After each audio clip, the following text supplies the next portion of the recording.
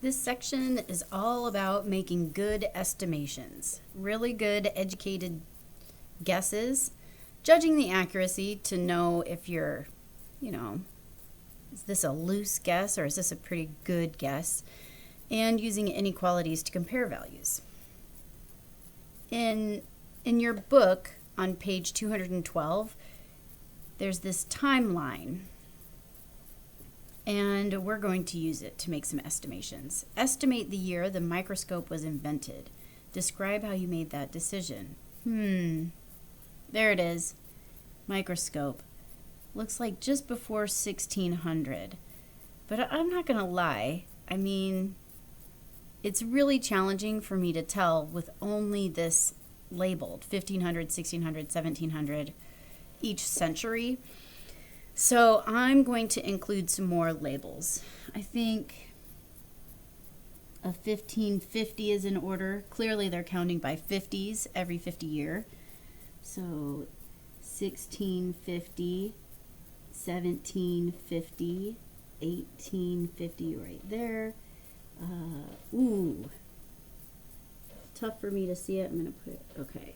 So you know what, I'm going to add in these purple ticky marks just to give myself a little more frame of reference. 1950, 2000, 2050. I see. Okay. So here's our future. Ooh, I wonder what's going to go there. Okay, so at least we know it's between 1550 and 1600.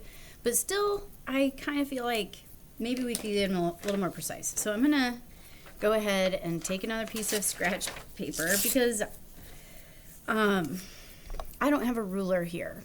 I left my ruler in my office, so here we go.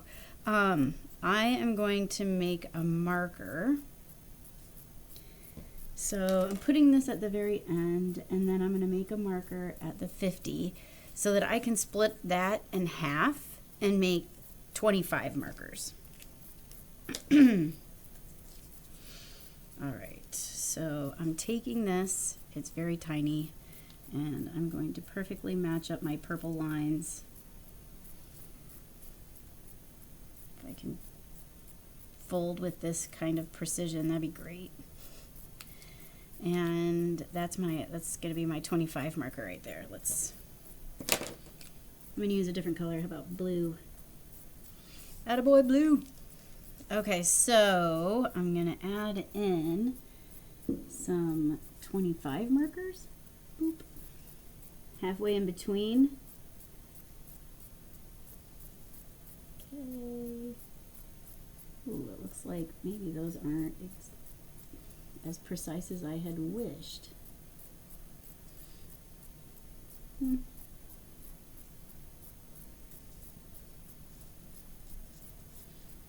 Okay, so every time I split one of these 50s in half, I'm making a reference, another reference for myself at the 25s. Excuse me.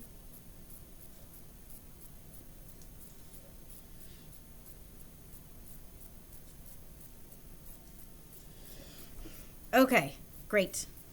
Cool. Little more precision so that I know what's happening. Okay, let's go ahead and answer some questions now. Yep, maybe that'll be the last one. Maybe not. Okay, here's where the microscope was invented. I know that this is 1550. I know that this is 1575. And it's closer to 1600 than it is to 75. My guess is if I make little ticky marks, maybe that's 5 years off. So I'm going to guess 1595 because that's below 1600, but not much. And I know that this is 1575. So if I had said it was 1580, that would be closer to this blue mark, but it's not. It's closer to the 1600. So I'm going to estimate.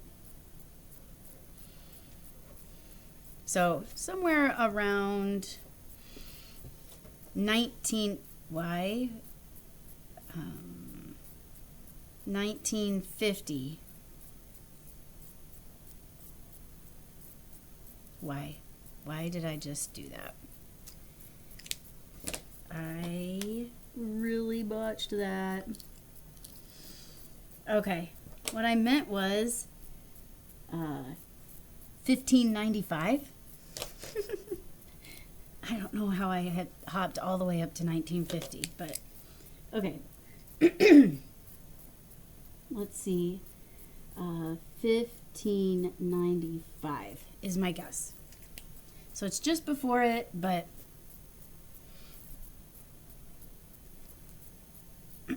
so this, just so that we put in this reference, 1575 would be right there. Okay.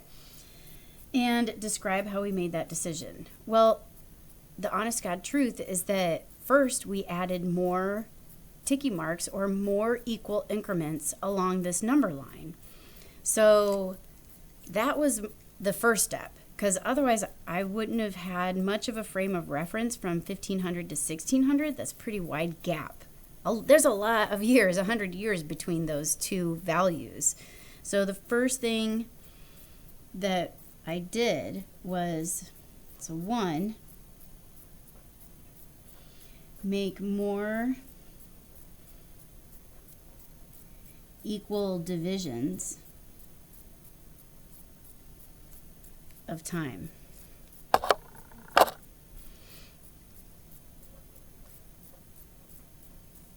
Okay, for reference.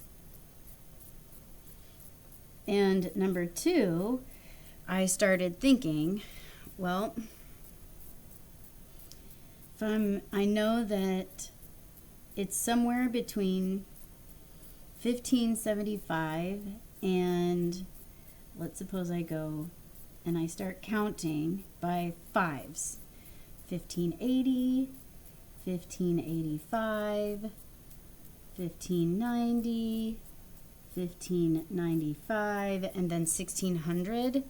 And basically I just was thinking, okay, well, it's definitely closer to 1600.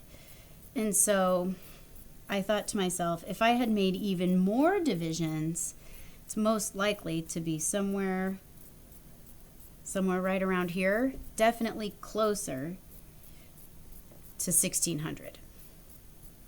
Okay, so I made even more just thinking about it. Okay, estimate the year germs were identified to be a cause of disease. Let's see, where's that? Germs, right there. Okay, so first, this is where that one happened. I'm going to use a new color, point germs out here. Okay, now I see that this is like near the middle, a little bit less than the middle, but near the middle. So when I think about that point, okay, so this right here is 1875, because again, we took every 50 and split it into 25s. And, ooh, what is halfway between 1850 and 1875? Well, halfway between 1850 and 1870 is 1860. What is it? 1862 and a half. So right in between these two is 1862.5, and this is just below it. So I'm going to guess that that's 1861. So estimate the year germs about 1861. That's my guess. And I really was thinking that it is just under 1862.5, which is halfway between those two marks that are nearest to it. But I also, I'm looking at that, but my first gut said, well, certainly it's between 1850 and 1875, yeah? And then I looked to make more refined divisions. in order to make a better prediction. About how many years was it between the invention of the microscope and germs being identified as a cause? Okay, well, that's the difference between these two values. Let's compute that. Let's see, 1861 minus 1590. I keep wanting to say 1995 or 1950 because it's really hard for me to think about the 1500s. Let's see, 1861, take away 1595, about 266 years.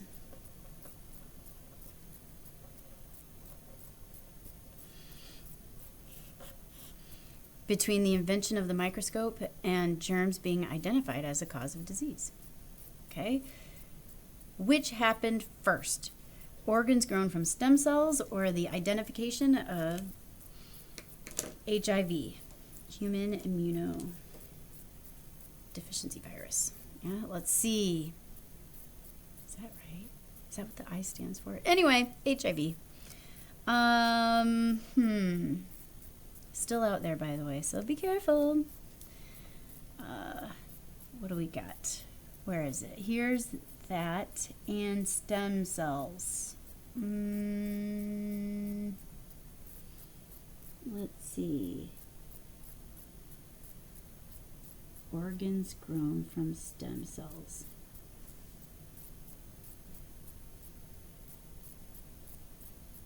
There it is. So HIV identified, and then organs grown from stem cells. Whoa, and then I see right next to it is skin cells used to grow stem cells. But we're not there. We're at organs grown from stem cells. So let's mark those on the number line. So here is HIV. And this ticky mark right here by the first test tube baby, that's right around 1975, that blue marker. And here's the one we're looking at versus this one right here. And that's the year 2000. So we go 1950, 1975, the year 2000, and then at this blue ticky mark, we're looking at, what, 2025? Our near future.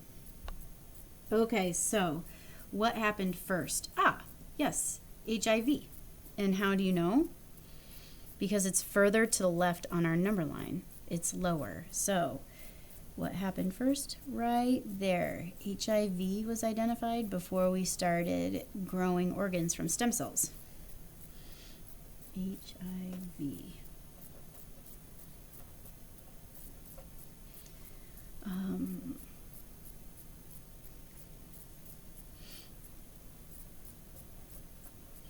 It's further left. And values go from low to high, from left to right. Okay. The Spanish flu, which got its name because the free press in Spain was the first to report it. Even though this also was a global pandemic, nearing the end, so during a war, but nearing the end of, I think, World War I? Man, I always mix up the two. I'm so sorry. I'm terrible at history. But was most devastating in 1918. And place this event. Ooh, must have had a lack of sleep. Place this event on the number line. Here we go. 1918. I'm going to use light purple. So definitely after 1900, and then this right here would be what, 1925, and immediately in between 1900 and 1925 is what, half of 25 is 12.5. Yeah, that's right. So just over half. Okay, so I would put that right there. Okay, and I'm going to make a little wee Spanish flu.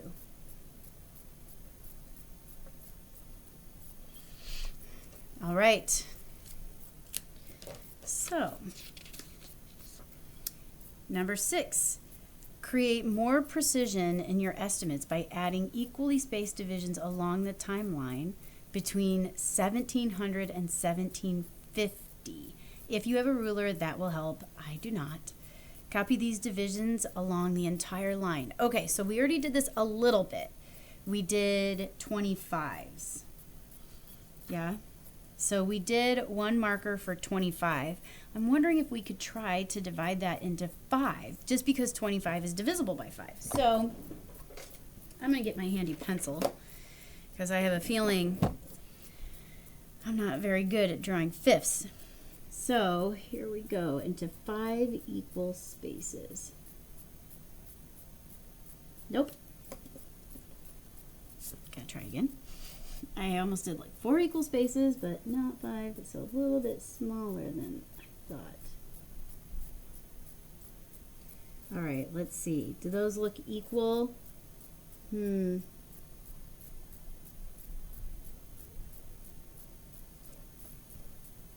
It's decent. It's good, not great. And let's see. It would be even better if I had a ruler. Okay, so we took this space between 1700 and 1750. This marker right here is 1725. So it would go 5, 10, 15, 20, 1725. 34, 1730, 1735, 1740, 1745, 1750. And then they want us to do it the whole way down. Okay, fine. Let's see if we can just keep going with these ticky marks. 1, 2, 3, 4, bam. 1, 2, 3, 4. Whew. These are very hard to get precise.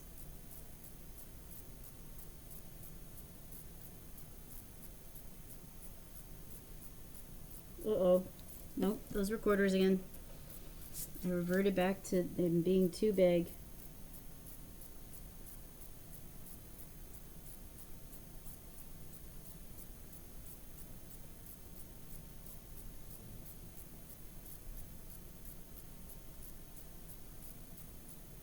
Yuck. I can see that not all of them are equally spaced. 1, 2, 3, 4, bam. Whew. Let's go 1, 2, 3, 4, there. 1, 2, 3, 4, there. 1, 2, 3, 4, there. 1, 2, 3, 4, there. 1, 2, 3, 4, there. 1, 2, 3, 4, there. Okay. All right. Even more precision. Got it. So, create more precision in your estimates by adding equally spaced divisions along. Copy these. Okay. Re-estimate the year in which germs were identified as a cause for disease. So, back to the drawing board here. Germs. This red dot. Okay. Based on these new ticky marks, I would say that what we are at is what? So 1855, 1860, just past 1860, and this would be 1865. So that's pretty, our first initial one is pretty good. Because we said, so what I'm looking at now is we had talked about being halfway between. And so now what I'm looking at is I'm noticing this ticky mark is 1860 and immediately in the middle was 1862. So I actually think that we did a pretty good job of estimating this. So re-estimate how accurate was your initial guess. I would say pretty close. Maybe off by a year.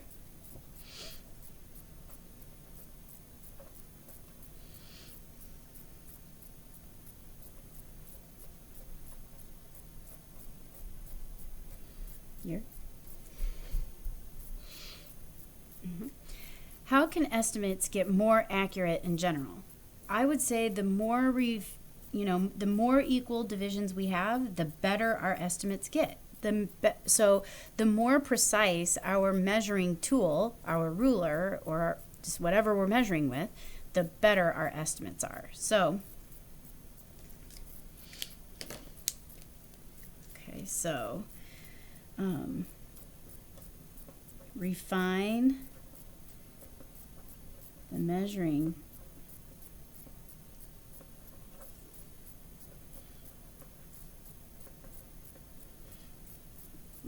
measuring instrument with more precision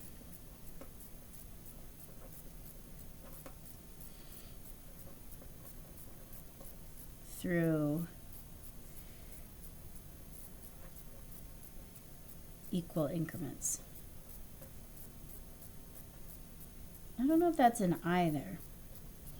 Increments, whatever. Basically, just make it more precise. Add more equally spaced markers so that your measurement tool actually gets better. Okay, so some comparison symbols, just so that we have them on hand. Equal, not equal, or unequal. Approximately, so we've rounded. There's a little bit of error in that, but less than or equal to. More than or equal to. And I must say, I know that people talk about the alligators, but really how these were chosen is that they are pointing in that direction. Less than is to the left. More than is to the right. So as soon as we came to a consensus on, are we going to read from left to right, low to high, or are we going to read from left to right, high to low? As soon as we made that consensus globally, then, or maybe not even globally, but among our immediate peers when we were talking about math and science, probably money too, anyone we were trading with, as soon as we decided that left was low and right was high, all of these just came immediately following that. Less than points to the low end. More than points to the high end. That's how they work. Money. Cost of homeowners insurance. I can see my ruler here. Do you see it? Cost of homeowners insurance and cost per month. Okay. This also came from your book. Ooh, there's another graph too. Okay, it looks like this one is minimum wage according to year. So here's the dollars and the years. This one is cost per month. And in different states, warm states, hot states. Okay, hot is in temperature. Estimate the highest shown monthly cost of homeowners insurance. Label it with its state. Okay, estimate the highest. So we're on this one, and we're going to the very highest. It looks like that's Florida. Boop, boop, boop. And I'm just going to go ahead and put a marker at the top here. And again, if I'm going to make more precision here, the first thing I'm going to do is go right in the middle, because that would be $170 per month. And then from there, I'm going to cut those in half so that I'm counting by every $5, Because then I think I can make a pretty good estimate here of how far up that bar went. I would say, I don't know, about $165 per month. So, estimate the highest shown monthly cost for homeowners insurance. Label it with its state. Florida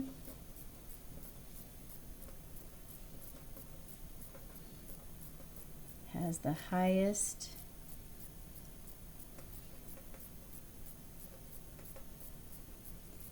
homeowners insurance at about $165 each month. Got it. Estimate the lowest shown monthly cost of homeowners insurance. There's another typo, for Pete's sake. Label it with its state. Okay, back to the drawing board here. Lowest. I'm thinking Arizona looks like the smallest bar for sure. Okay, so here is the height of that bar. And again, I'm going to split it in half here. So from 40 to 60, I'm cutting that into, there's the 50 marker. Then I'm going to cut those in half to count by fives. So that would be 50. So about $55 per month.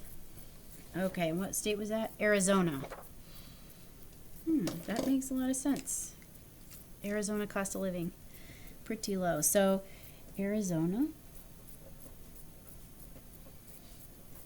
has the lowest out of these warm states, by the way. Homeowners insurance.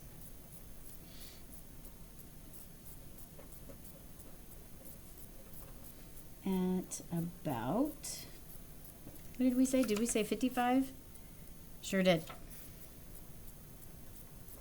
Well, that's a really big difference. I would also like to give a shout out because this graph is accurate because it starts at 0.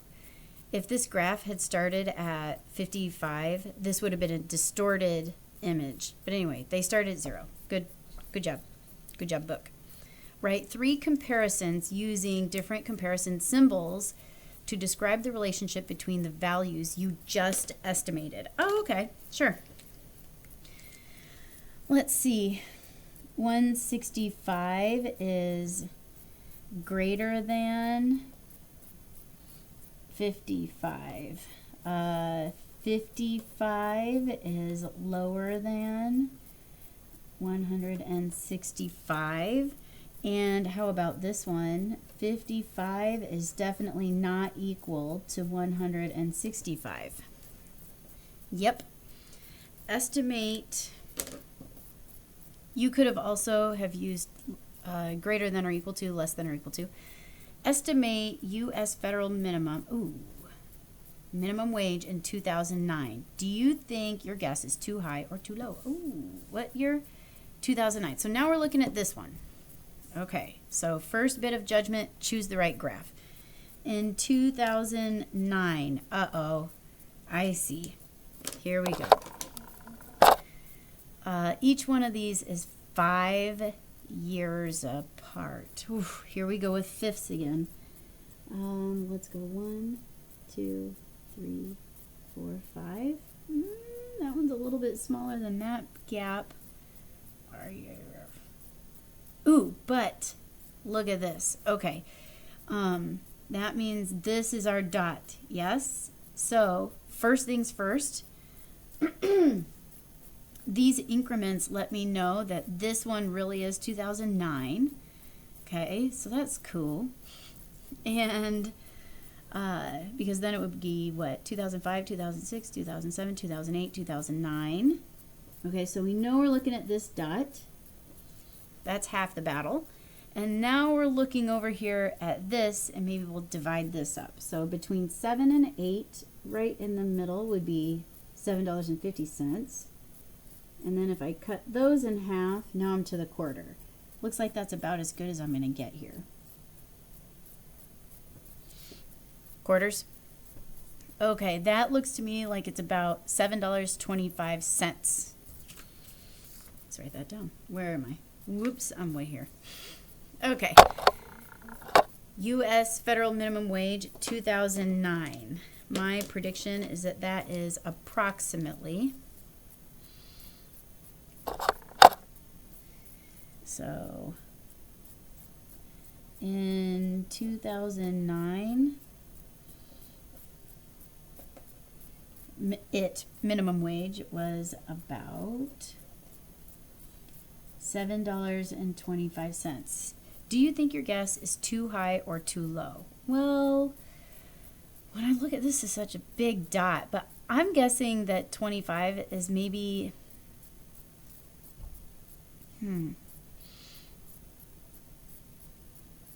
let's see. Let's suppose for fun, I go back up to here and I actually split it over here. So that would be 750. And then I split this again. And the question is, does that go directly in the center or is that a little bit above center? I'm thinking that the center is a little bit below that. So do you think your guess is too high or too low? I think that this guess is maybe just a little bit too high, but it's pretty close. So a little. Yeah, we'd have to look it up. Do you think it's better to overestimate or underestimate the minimum wage? Yeah, I think we should always underestimate the minimum wage because it affects people's ability to live, to pay their bills. That's really important. So you don't want to say that people were making more than they were and thinking that they can afford everything. In my opinion, it is more empathetic or sympathetic to try to live in that person's shoes a little bit and say, oh, no, let's estimate that it really was about $7.15. Then maybe we know how they were probably living. Okay, so I think, and this is an opinion question, you just have to support it because it says explain. I think it's better to underestimate so that we don't overestimate how much money they really had in order to live. So it is better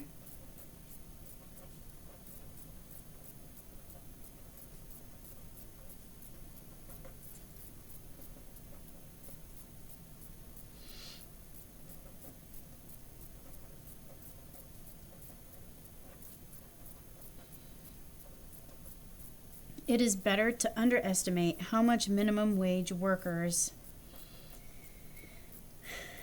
are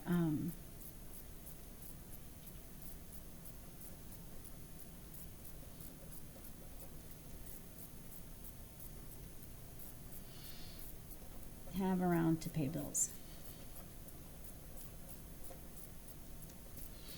I just think it's nicer. Okay. All right. Ooh, let's take a look. So now we're not talking about home insurance and minimum wage. Now we're talking about isotherms, which we also talk about in calculus. But these are just temperature bars, and I really like this one. So I took it from your book again, your Mercer and Sebecki PMGE book. Use the map to estimate the temperatures in each city on a cold day. All right, let's do it. It starts with Las Vegas, but I'm gonna do something because I like that. Basically, I like that the newscasters do it. I am gonna color these. So, all right, here's this band of 50-degree weather, and the next band is 40 degrees. So I'm going to go ahead and I'm going to color that green. Okay. The next band is 30-degree weather.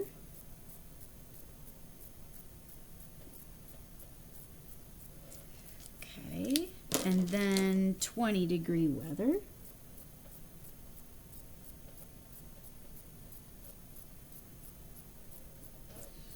And 10-degree weather.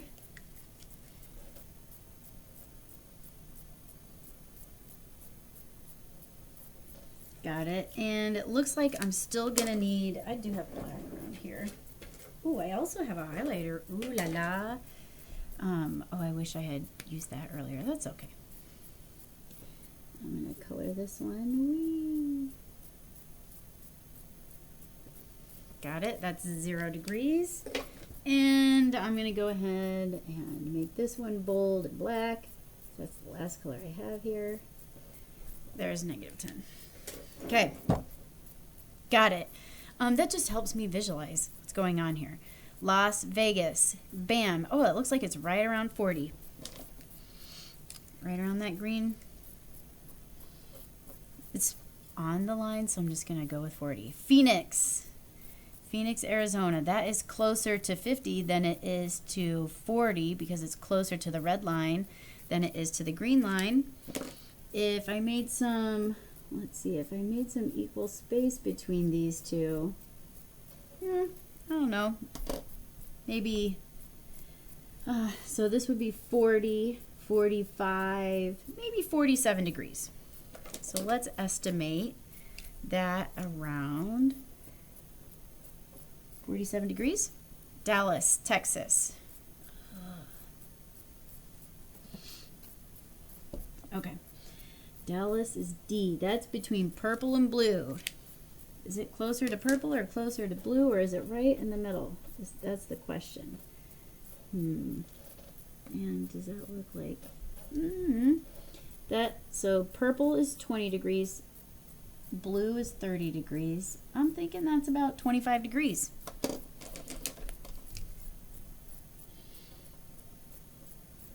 Okay. Got it. Springfield, Illinois.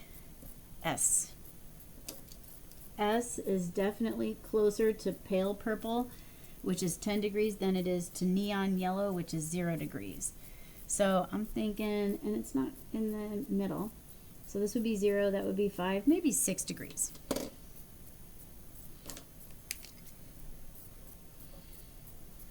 About. Okay, now let's go Atlanta, Georgia. There's Atlanta, right there. Okay, and then again, I'm gonna look between this green and this blue, and halfway between would be about there-ish. So this is 40 degrees, and that's 30. So I'm thinking here's 30 degrees, here's 35, a little bit less than that. 33-ish. Is that closer to blue?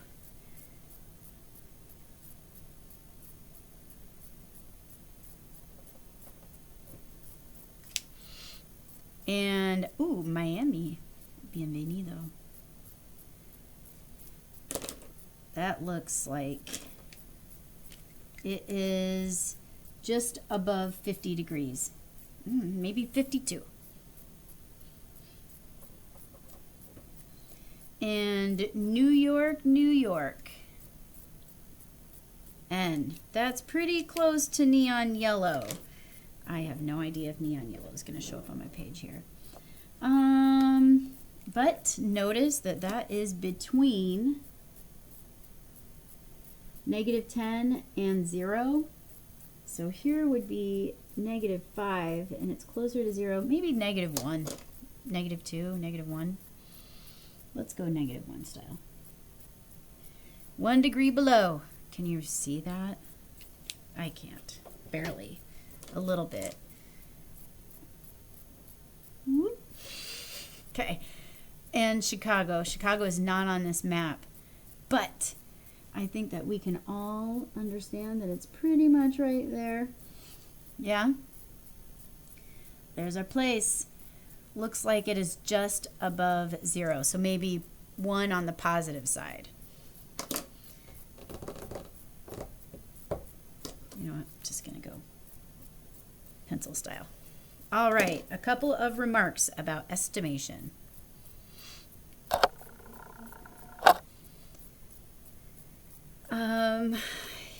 here's what I think about is remarkable about estimating. Good estimates are really important to people, and differences are used to judge how good an estimation was. So what's closer? Are we closer to this? Are we closer to that? Comparisons. It's all about comparisons. So good estimates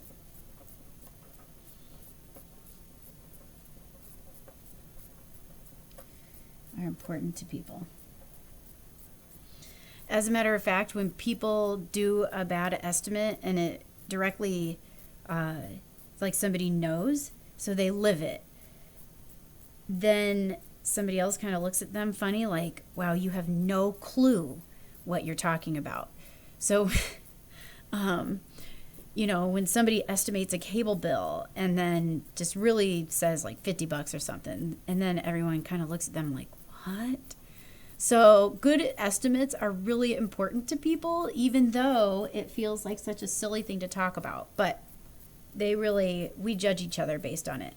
And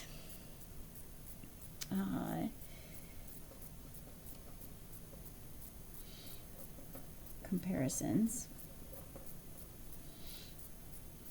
Okay.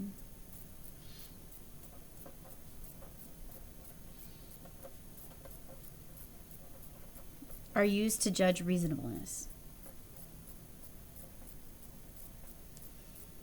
Is that a word? I don't know, but I'm going to write it down. The reasonableness. How reasonable an estimate is. Okay, and then I have another remark about this, and that is higher levels of accuracy are gained by adding equal portions. And so it all boils back down to fractions, of course, equal portions for more precision. So, higher levels of accuracy are gained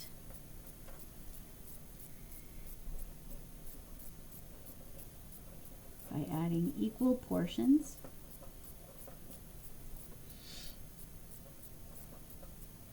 for more precision. Yeah? Okay, so in this section, 2.5 of your text, we made and judged the accuracy of educated guesses. We made some educated guesses and we judged them, like how good are we? And we use comparisons, or we use inequality to compare them. Here I started using them. Here I kind of was thinking about using them, but then I just went full-blown, like, let's just write it down. And then here we remembered them. But really this is all about making comparisons. So instead of having to write an entire sentence, we can write these comparisons and make judgments based on reasonable. So compare values, we just do it by nature. Make educated guesses and judge them. Gotta love estimation.